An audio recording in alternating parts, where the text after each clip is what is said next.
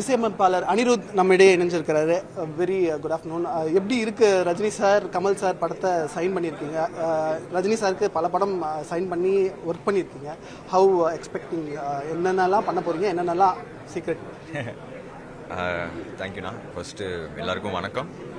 ரொம்ப ஒரு ஸ்பெஷலான மூமெண்ட் தானா, ஏன்னா ரெண்டு லெஜெண்ட்ஸ் வந்து சேர்ந்து வருது 47 இயர்ஸ்க்கு அப்புறம்.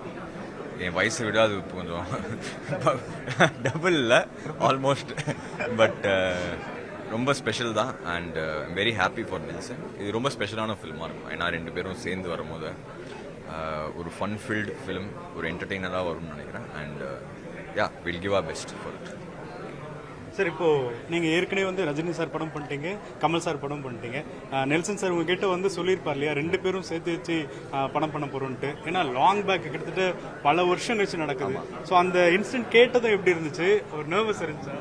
நர்வஸ் இல்லை சார், அது ஒரு பயங்கர எக்ஸைட்மெண்ட் தான் இருந்தது. ஏன்னா அதான் கமல் சாரோடையும் ஒர்க் பண்ணிட்டேன், தலைவரோடையும் ஒர்க் பண்ணிட்டேன். ஸோ ரெண்டுமே சேர்ந்து வரும்போது டபுள் போனான்ஸா.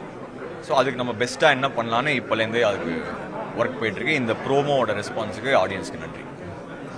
மிக முக்கியமாக அடுத்த ப்ராஜெக்ட்ஸ், உங்களோட ஃபியூச்சர் கமிங் ப்ராஜெக்ட்ஸ், உங்களுடைய ஃப்ளோரில் இருக்கக்கூடிய யங் மியூசிக் டைரக்டர்ஸ், லெஜெண்ட்ரிஸ் நிறைய பேர் இருக்காங்க. யங் மியூசிக் டைரக்டர்ஸ் எப்படி கார்டியலாக இருக்குது?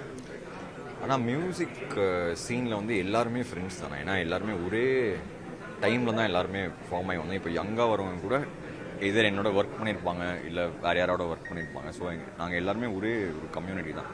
ஃபார் எக்ஸாம்பிள் எல்லாருமே எனக்கு பாடுறாங்க, நான் எல்லாருக்கும் பாடுறேன். ஸோ அது ரொம்ப ஒரு ஹெல்த்தியான ஒரு சுச்சுவேஷன் தான். ஸோ தமிழ் மியூசிக் இண்டஸ்ட்ரி என்றைக்குமே இந்தியாவிலே பார்த்தீங்கன்னா தமிழ் மியூசிக் இண்டஸ்ட்ரி எப்பவுமே ராக்கிங்காக இருக்கும்.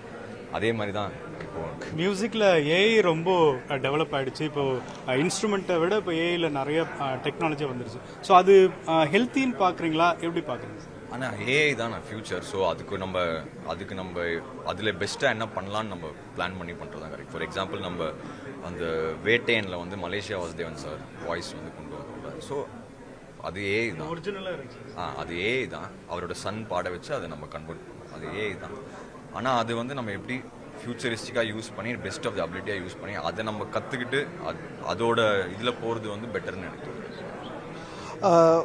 ஒரு படம் இது வந்து ரஜினி சார்து, ஒரு படம் கமல் சார்து, ரெண்டுமே இப்போ இன்க்ளூஷன் ஆகக்கூடிய ஒரு படமாக இருக்கும். என்ன ஸ்பெஷலாக எதிர்பார்க்கலாம் ஃப்ரம் அனிருத் சார்?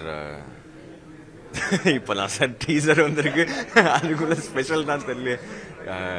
அதான் சார், இது ஒரு சூப்பராக இருக்கும் சார். ரெண்டு பேரும் சேர்ந்து வருது, அதுவே நமக்கு ஒரு, இப்போ நீங்கள் ப்ரோமோவே பார்த்தீங்கன்னா பெரிய லைக் இந்த மாஸ் கீஸ் அதெல்லாம் எதுவுமே ரெண்டு பேரும் சேர்ந்து வராங்க, அதுதான் மேட்டர். ஸோ படமும் வந்து அவர் நெல்சனோட ஸ்கிரிப்ட் வந்து சூப்பராக வந்திருக்கு.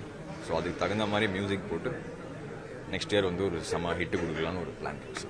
ஃபைனல் கொஸ்டினாக இப்போது ப்ரோமோவில் ரொம்ப முக்கியமான ஒரு இது இருந்துச்சு, யார் ஹீரோ சொல்லுங்க ஜீன்ட்டு ரஜினி சாரே கேட்பாரு, யார் சார் ஹீரோ?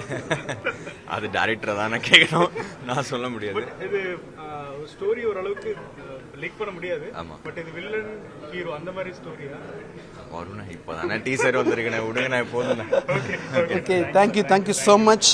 தேங்க்யூ.